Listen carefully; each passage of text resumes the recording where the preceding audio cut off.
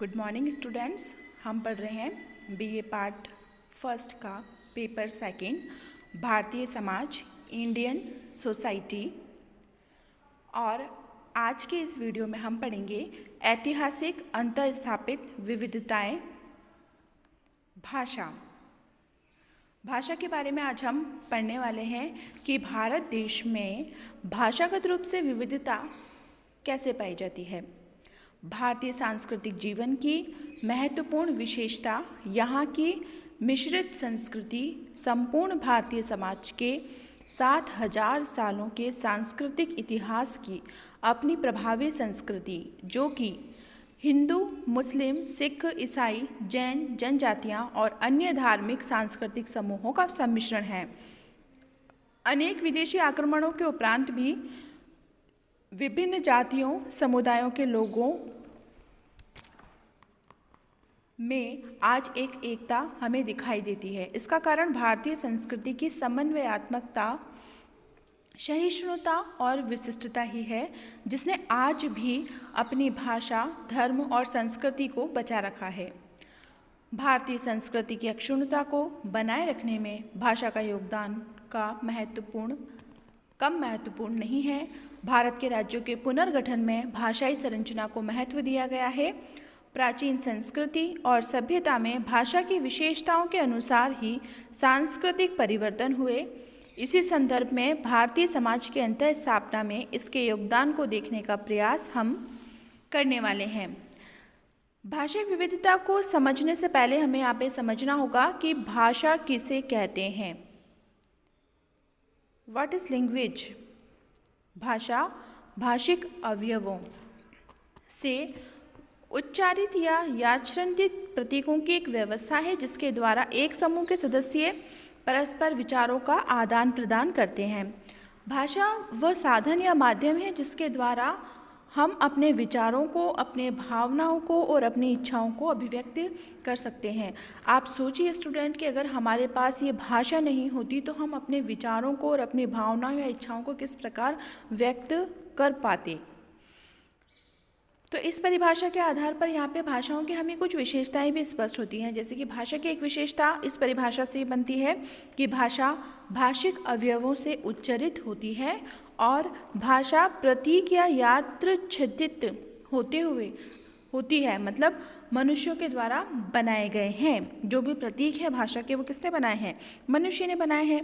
भाषा को एक समूह के योग समझते हैं अथवा प्रत्येक समूह की अलग भाषा होती है। भाषा विचार अभिव्यक्ति का एक साधन है। प्रत्येक भाषा का अपना एक मानक रूप होता है, जिससे उस भाषा को जानने वाला ही समझ सकता है, तभी वह अन्य सदस्यों के साथ अंतःक्रिया कर सकता है। भाषा के व्यवहार के दो रूप हैं, मौखिक या उच्चरित भाषा और दूसरा है लिखित भाषा। वास्तव में उच्चरित रूप ही भाषा है, जबकि हम लिखित रूप को लिपि कहते हैं। जैसे कि आप किसी हिंदी की पुस्तक को पढ़ते हैं, हिंदी भाषा में लिखी हुई पुस्तक, वो समाजशास्त्र की हो, राजनीति विज्ञान, इतिहास की हो, तो ये जो हमारी भाषा है मौखिक रूप में अगर हम उसे पढ़ रहे हैं तो वो है हिंदी भाषा। लेकिन जो लिखे हुए शब्द हैं वो क्या है? लिखित रूप में लिपि है। जैसे हमारी हिंदी में किस लिपि का प्रयोग किया जाता है? देवनागरी लिपि का प्रयोग किया जाता है। तो हमारी जो हिंदी भाषा की जो पुस्तक होगी ये लिखित रूप में तो होगी लिपि, और अगर हम इसे मौखिक रूप में इसका उच्चारण करते हैं तो ये हिंदी भाषा कहलाएगी। भाषा एक सामाजिक क्रिया है, क्योंकि सभी सामाजिक कार्यों और गतिविधियाँ भाषा का ही उपयोग होता है। मानवीय संबंधों का आधार भाषा है। सामाजिक रचना और समाज में विचार विनिमय की आवश्यकता ने भाषा को जन्म दिया है। यही कारण है कि विभिन्न क्षेत्रों, स्थानों और युगों में उत्पन्न भाषाओं में हमें भिन्नता दिखाई देती है, विविधता दिखाई देती है।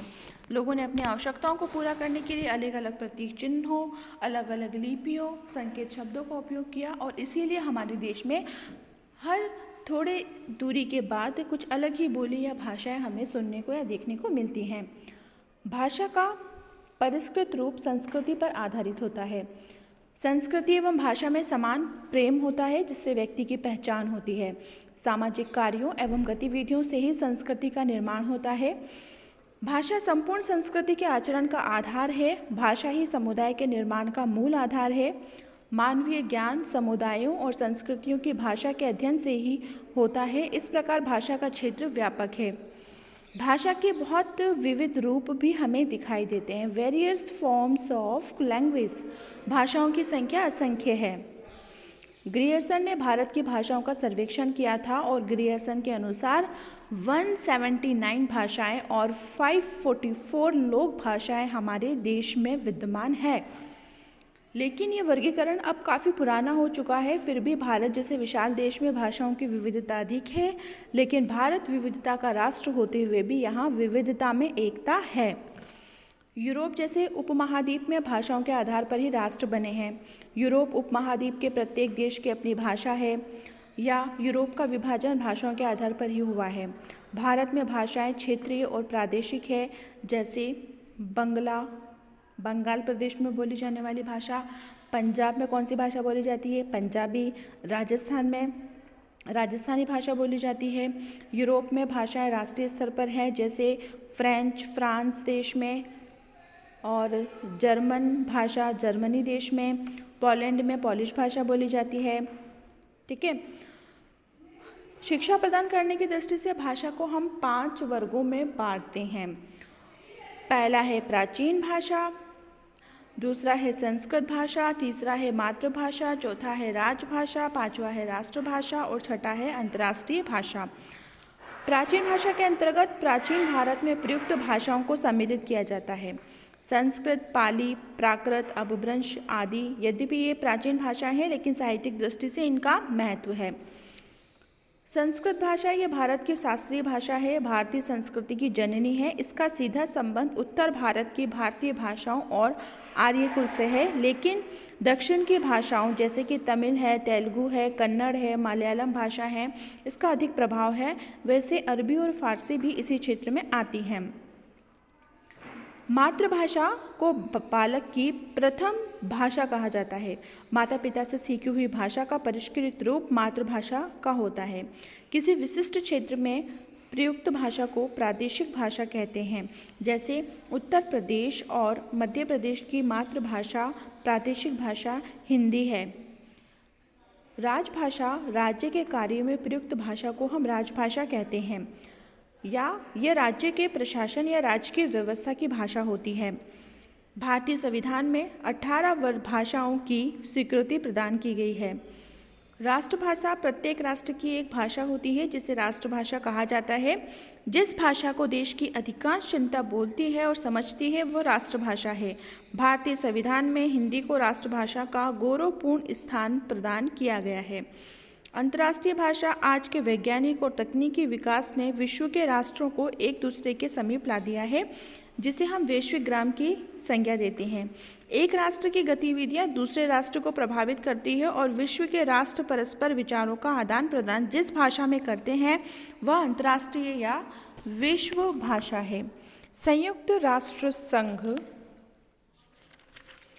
जो एक अंतर्राष्ट्रीय संघ है, जिसमें विश्व शांति का समाधान खोजा जाता है, वह विचार विमर्श किया जाता है। इसके लिए अंग्रेजों को विश्व भाषा का गौरव दिया गया है।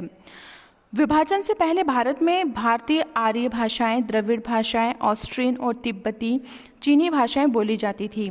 अंग्रेजों की लंबी परतंत्रता के बाद सन 1947 को भारत ने स्वतंत्रता प्राप्त कर ली और सन 1950 में इसका स्वतंत्र संविधान भी लागू कर दिया गया। भारतीय संविधान के 8वें अनुच्छेद के अनुसार 18 मान्य भाषाएं हैं। पहले ये 15 मान्य भाषाएं थी, बाद में 3 और भाषाएं जोड़ी गई। इनमें बोलने वालों की संख्या भी अलग अलग है, जैसे असमी भाषा, बंगाली भाषा, गुजराती भाषा, हिंदी भाषा, कन्नड़ भाषा, कश्मीरी, कोंकणी, मलयालम, मणिपुरी, मराठी, नेपाली, उड़िया, पंजाबी, संस्कृत, सिंधी, तमिल, तेलुगु, उर्दू। ये भाषाएं भारत में मुख्य रूप से भारतीय संविधान की 8वीं सूची में स्वीकार की गई हैं, मान्य की गई हैं। हिंदी भाषी राज्यों में राजस्थान, मध्य प्रदेश, हिमाचल प्रदेश, हरियाणा, बिहार, दिल्ली और अंडमान निकोबार आते हैं। अब यहाँ पे आपके मस्तिष्क में ये बात आ रही होगी, आप ये सोच रहे होंगे कि ये हिंदी भाषी राज्य क्यों हैं। इसलिए हैं क्योंकि यहाँ पर रहने वाली अधिकांश जनसंख्या हिंदी भाषा के उपयोग करती है, हिंदी भाषा बोलती है। संवैधानिक मान्यता प्राप्त भाषाएं मुख्य रूप से 2 भाषा परिवारों की है। एक है भारतीय आर्य, दूसरा है द्रविड़, तमिल, तेलुगु, कन्नड़, मलयालम। केवल 4 भाषाएं द्रविड़ परिवार से संबंधित है, शेष सभी भाषाएं भारतीय आर्य परिवार की है। भाषाई समस्या भारत की भाषा समस्या का एक ज्वलंत समस्या है। इसका प्रभाव भारत की संस्कृति और सामाजिक, राजनीतिक एवं शैक्षिक सभी पक्षों पर दिखाई देता है। इसे हम मुख्य रूप से 3 उपशीर्षकों में बांट सकते हैं। एक है शिक्षा के माध्यम की समस्या, दूसरा शासन और न्याय की भाषा की समस्या, तीसरा है विदेशों से संबंध की समस्या। तो यहाँ पर हम पहली समस्या पढ़ेंगे, शिक्षा के माध्यम की समस्या। शिक्षा का माध्यम क्या हो, इस समस्या का उद्गम ब्रिटिश शासन के समय के लॉर्ड मैकॉले की शिक्षा संबंधी नीति का प्रतिफलन है। वह अंग्रेजी शिक्षा के माध्यम से ऐसा वर्ग तैयार करना चाहता था जो रक्त और रंग में भारतीय हो, किंतु रुचियों में, दृष्टिकोण में, नैतिकता में और बुद्धि में अंग्रेज हो। ऐसे व्यक्तित्व का विकास करने के लिए मैकाले को भारतीय भाषाएं इतनी अविकसित और गंवारू लगी कि उन्हें विदेशी भाषाओं से संपन्न बनाए बिना उनमें अनुवाद तक संभव नहीं लगा। स्वतंत्रता से पहले 1854 के वुड्स डिस्पैच में अंग्रेजी भाषा के साथ भारतीय भाषाओं को भी यूरोपीय ज्ञान के माध्यम के रूप में सिद्धांततः स्वीकार किया गया। सन 1882 में हंटर कमीशन ने मातृभाषा के महत्व को स्वीकार करते हुए प्राथमिक शिक्षा का माध्यम देशी भाषाओं को बनाने का सुझाव दिया। सन 1944 की सर्जेंट योजना में हाई स्कूल तक मातृभाषा को शिक्षा का माध्यम बनाने की बात कही गई, जिसे अंग्रेजी सरकार ने स्वीकार भी कर लिया। स्वतंत्रता प्राप्ति के अनंतर 1952-53 के मुदालियर आयोग, 1948 में गठित ताराचंद समिति, 1948-49 के राधाकृष्णन आयोग, 1961-62 में गठित राष्ट्रीय एकता परिषद, 1962 की भावात्मक एकता समिति, 1964-66 के कोठारी आयोग और 1968 और उसके बाद बनी राष्ट्रीय शिक्षा नीति में 1986 सभी में शिक्षा के स्तर के उन्नयन के लिए सृजनात्मक शक्तियों को क्रियाशील करने और शैक्षिक सांस्कृतिक विकास के लिए प्रादेशिक भाषाओं को उच्च शिक्षा का माध्यम बनाए जाने की पूरी कोशिश की गई है। इसी से संबंधित हल के लिए अखिल भारतीय माध्यमिक शिक्षा परिषद ने 11 जनवरी 1956 में त्रिभाषा सूत्र का सुझाव दिया, जिसे 1966 में कोठारी आयोग ने संशोधित त्रिभाषा सूत्र नाम देकर प्रस्तुत किया। प्रथम स्तर पर मातृभाषा या क्षेत्रीय भाषा को रखा गया, दूसरे स्तर पर संघीय या सहसंघीय भाषा को रखा गया, तीसरे स्तर पर एक आधुनिक या विदेशी भाषा जो नंबर 1 और 2 के अंतर्गत न आती हो और जो माध्यम के रूप में न चुनी गई हो, विद्यालय स्तर पर पढ़ाई जाए, किंतु इसमें आज तक सर्वसम्मति नहीं हो पाई। जब जब इसे लागू करने का निर्णय लिया गया तब तब विरोध के स्वर उठे और इसे पूर्णतया लागू नहीं किया जा सका। शासन और न्यायालय की भाषा की समीक्षा। भाषा समस्या का दूसरा महत्वपूर्ण पहलू शासन और न्याय से संबंधित है।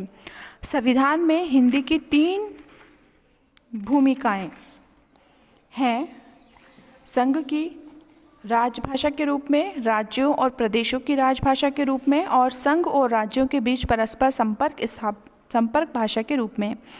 भारत एक संघ राज्य है, अर्थात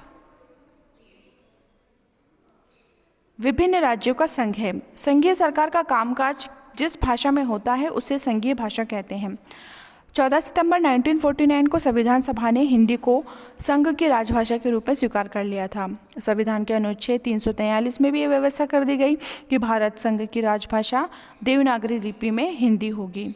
इसी अनुच्छेद के खंड 2 में कहा गया है कि 15 वर्ष की अवधि तक शासकीय प्रयोजन के लिए अंग्रेजी भाषा का प्रयोग किया जाता रहेगा, जिसे अब अनिश्चित काल तक जारी रखने का निर्णय लिया जा चुका है। संविधान के अनुच्छेद 351 के अनुसार हिंदी भाषा की प्रसार, वृद्धि करने और उसके विकास का दायित्व संघीय सरकार का है और अपने संवैधानिक दायित्व का निर्वहन करते हुए भारत सरकार ने 1955 में राजभाषा आयोग गठित किया और 1963 में राजभाषा अधिनियम पारित किया। इसी आधार पर 1976 में राजभाषा नियम बने, जिसके अनुसार समस्त भारत को राजभाषा प्रयोग की दृष्टि से क, ख और ग क्षेत्रों में बांटा गया। क मूलतः हिंदी भाषी क्षेत्र है। ख क्षेत्र में वे राज्य आते हैं जिनकी भाषा हिंदी के निकट पड़ती है। गुजरात, महाराष्ट्र और पंजाब राज्य, और ग क्षेत्र में शेष राज्य आते हैं। राजभाषा विधायी आयोग और राजभाषा खंड ने विधि मंत्रालय के सहयोग से सभी केंद्रीय अधिनियमों का हिंदी अनुवाद तैयार कर लिया। राजभाषा नियम 10 के भाग 4 के अनुसार हिंदी भाषी राज्यों में हिंदी में कार्य करना होता है। ऐसा नहीं करने पर राजभाषा नियम 8(4) में प्रदत्त शक्तियों का प्रयोग करते हुए उन्हें इसके लिए बाध्य किया जाता है। संवैधानिक व्यवस्था को प्रभावी बनाने के लिए हिंदी को व्यवहार की भाषा बनाया जाना चाहिए, किंतु मानसिक हीनता और संकोच इसकी बड़ी बाधा है।